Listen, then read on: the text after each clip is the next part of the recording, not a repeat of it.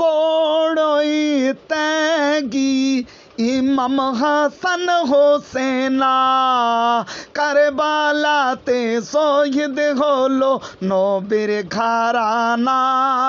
বড়ই ত্যাগী ইমাম হাসান হোসেনা কারবালাতে শহীদ হলো নবীর ঘরানা।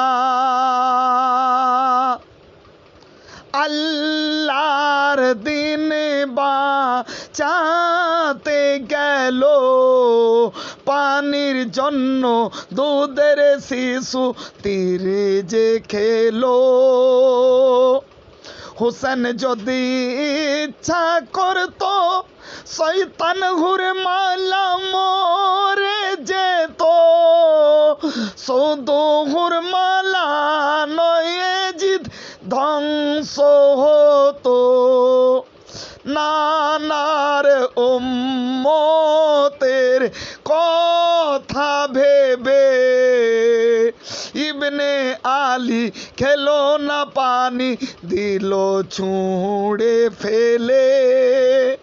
পানি বলে শুনুন না, ইয়া হুজুর আপনি বলুন না, আমি গ্লাবন করে ভাসিয়ে দেব যত এজিদের সেনা। হুসেন বলে পানি তুমি শোনো না, কোনো জরুরত নেই খাবার আমার বলেছে নানা। আমি নবীর নিশানা শোন রে এজিদের সেনা, আমার রক্তের সাদকায় মাপ হবে নানার উম্মতের গুনাহ। একটু পরে কি যে ঘটিবে সারা দুনিয়া কাঁদিতে থাকিবে। পাপী সিমোর আমায় কষ্ট দেবে গো যখন, আমার নানার উম্মতের গুনাহ আল্লাহ মাফ করে দিবে গো তখন। আলী আকবর কাসেম আব্বাস যাবে একে একে ধরে ধরে শহীদ যে করবে। ছুটে যাবে গো চলে কোলে নেব গো তুলে, আমার হাতেই করব দাফন বলে রাব্বানা।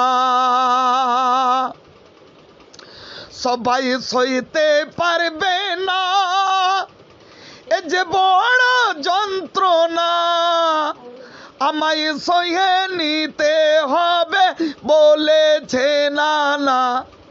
হোসেন তুমি এতই মহানা, তুমি মৌলা আলীর ঘরানা,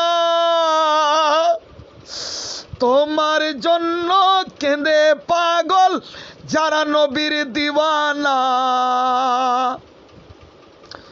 তোমার কথা মনে পড়িলে ইয়া হোসেন পাক আমি থাকতে পারি না, মনে হয় গো ছোরা চালাই গলাই দেখো না।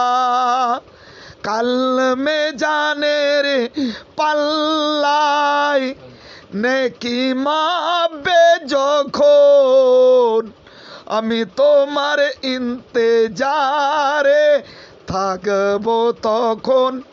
তুমি আসিবে চলে দিবে দুয়া করে, তোমারও সিলাই যাবে নেকির পাল্লা ভরে। তোমায় সালামটি করে ইয়া হোসেন পাক মনের আশা মিটাবো, বলবো